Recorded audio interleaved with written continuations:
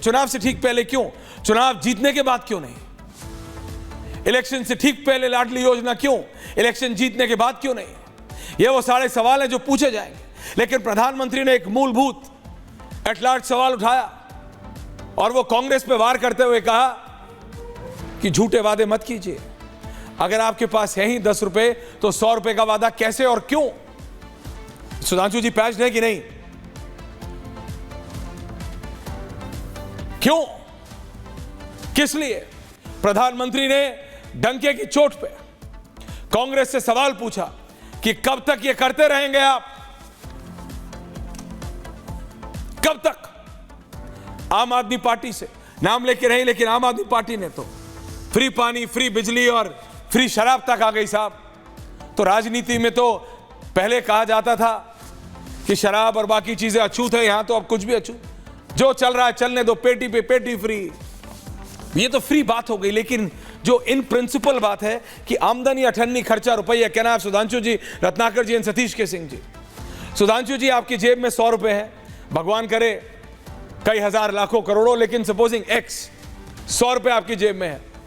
आप वादा कर दें अपने ही बच्चों को, अपने की बेटा 1000 रुपए दूंगा, आप दे नहीं सकते। अपने ही किसी जानकार को वादा कर दें 1000 रुपए, दे नहीं सकते। रत्नाकर जी तो अनुराग जी दे सकते हैं। अनुराग जी के वादे और अनुराग जी की कथनी और करनी में मुझे बताया जाता है बहुत फर्क। लेकिन Sudhanshu ji, on a serious note, Sudhanshu ji, प्रधानमंत्री जी ने जो कहा वो वैलिड है, लेकिन अगर ये रेवड़ी पॉलिटिक्स इन प्रिंसिपल के खिलाफ है तो फिर बीजेपी भी तो करती है सुधांशु जी, रेवड़ी पॉलिटिक्स। महाराष्ट्र में इलेक्शन से ठीक पहले कर रहे हैं आप, इलेक्शन जीतने के बाद कर रहे तो मैं मानता। जी सुधांशु जी, फ्लोर इज योर्स।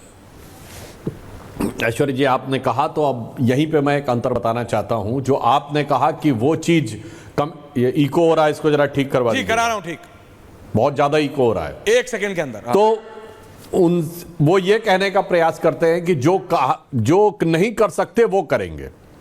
और ये मैं आंकड़ों के साथ देश की जनता को बताना चाहता हूं कि हाल में संपन्न लोकसभा चुनाव में कांग्रेस ने जो 8,500 रुपए खटाखट वाली बात कही थी, तो उसमें उन्होंने क्या कहा था? हर परिवार की एक महिला को वो 1 लाख रुपए सालाना देंगे। हमारी 140 करोड़ की आबादी है और 4.5% पर फैमिली ऑन एन एवरेज है। अगर 4.5 से 140 को डिवाइड कर दें, भाग दे दें, तो 31 के आसपास आता है। यानी 31 करोड़ परिवार हैं भारत में। तो हर परिवार की एक महिला को मतलब 31 लाख करोड़ रुपया बांटने का ऐलान कर दिया था, वो खटाखट वाला ऐलान। और उसमें बहुत सी गरीब वर्ग की कम शिक्षित महिलाएं उस झांसे में आ गई। और वो जैसे पॉन्जी स्कीम वाले नहीं कहते तुम मेरा ये काम करना और इस तारीख के बाद आके उतना पैसा ले जाना, और जब लोग वहां पहुंचते हैं तो पता ही नहीं लगता है। और लखनऊ से लेके और बेंगलुरु तक वो दृश्य दिखा था।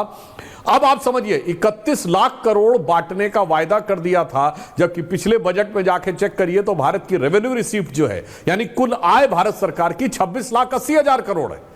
अब आप कल्पना करिए 27 लाख करोड़ कुल आमदनी नहीं है, 31 लाख करोड़ बांटने का वादा कर दिया।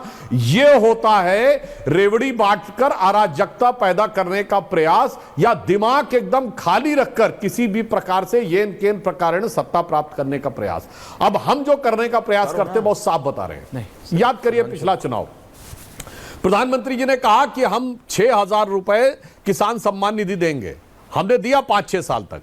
अब जब हमारी अर्थव्यवस्था मजबूत हो गई, हम 5वीं बड़ी अर्थव्यवस्था बन गए, हमारा इन्वेस्टमेंट भी बढ़ गया, फॉरेन एक्सचेंज रिजर्व भी बढ़ गया, हमने कहा 12,000 देंगे। 2019 का चुनाव याद करिए, राहुल गांधी जी ने कहा था 6,000 रुपए महीना देंगे, यानी 72,000 रुपए साल देश के हर व्यक्ति को देंगे। और वो तो सोचिए, देश की जनता ने उस पर भरोसा नहीं किया। आप कल्पना करिए कोई सरकार 72,000 रुपए साल देश के हर किसान को कैसे देने की स्थिति ला सकती है। और जो इन्होंने किया बहुत साफ है, राज्यों के स्तर पे देख लीजिए। जो इन्होंने छत्तीसगढ़ में कहा था 2018 में कि वो खटाखट इन्होंने कहा था ना 1, 2, 3, 4, 10 दिन में किसानों को कर्जा माफ कर देंगे, नहीं हुआ। राजस्थान में कहा था 5,000 रुपए बेरोजगारी भत्ता देंगे, नहीं दिया। अभी हिमाचल में इन्होंने कहा था पेट्रोल डीजल के दाम घटा देंगे, आने के साथ 3-3 रुपया बढ़ा दिया। और वही स्थिति इनकी कर्नाटक में हुई है। और मैं अंत में एक बात और कह दूं, कांग्रेस ने तो आज तक हर वादे से वादा खिलाफी की है।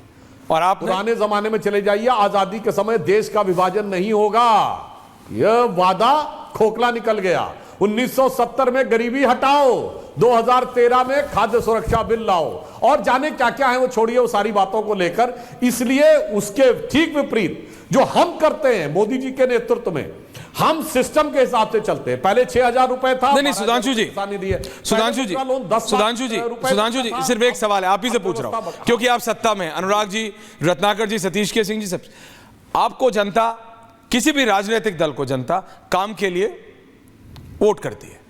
आपने कहा विकास के लिए, 2014 में विकास वॉज योर पॉइंट। ये तो लालच देना है, दिस इज ब्राइबरी। चाहे आप हो, अरविंद केजरीवाल हो जो फ्री पानी की बात करके फ्री दारू तक आ गए, चाहे समाजवादी पार्टी हो जो एक खास वर्ग के लिए सब कुछ देने की बात। देखिए, बच्चों को आप 90% मार्क्स लाओ। हम जब स्कूल में होते थे तो एक रेस्टोरेंट होता था, वो कहता था 90 अगर 95% मार्क्स से ज्यादा लाओगे तो एक आइसक्रीम मिलेगी संडे। सही बता रहा हूं, वो ब्राइब नहीं है, वो आपको मोटिवेशन है।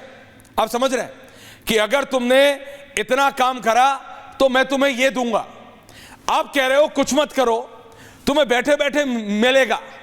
तुम कुछ मत करो, तुम्हें बैठे बैठे मिलेगा। आप क्या, आप भारत की अगली पीढ़ी को, आप यानी आप सब सारे राजनीतिक दल इन योर डिफरेंट वेज, जिसको जरूरत है मैं समझता हूं, लेकिन एक को देना शुरू करते हैं और सबको देते हैं और दे किसी को नहीं पाते आखिरी में। सुधांशु जी, ये लालच है, ये ब्राइबरी है।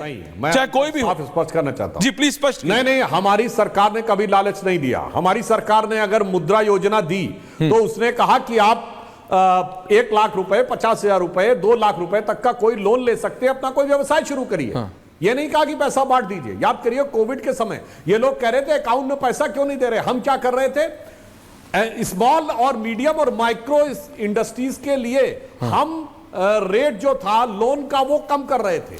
बगैर किसी कोलेटरल के लोन दे रहे थे। मैं एक और उदाहरण देना चाहता हूं, शायद दर्शकों को याद नहीं होगा, जब हम विपक्ष में थे, हमारी पहली सरकार 2008 में कर्नाटक की सरकार थी, जिसने कहा किसानों को हम पहले साल जो कृषि ऋण देंगे उस पर ब्याज नहीं लेंगे और जो किसान समय पर लौटा देगा उससे ब्याज नहीं लेंगे। दूसरा राज्य बना मध्य प्रदेश, हम विपक्ष में थे।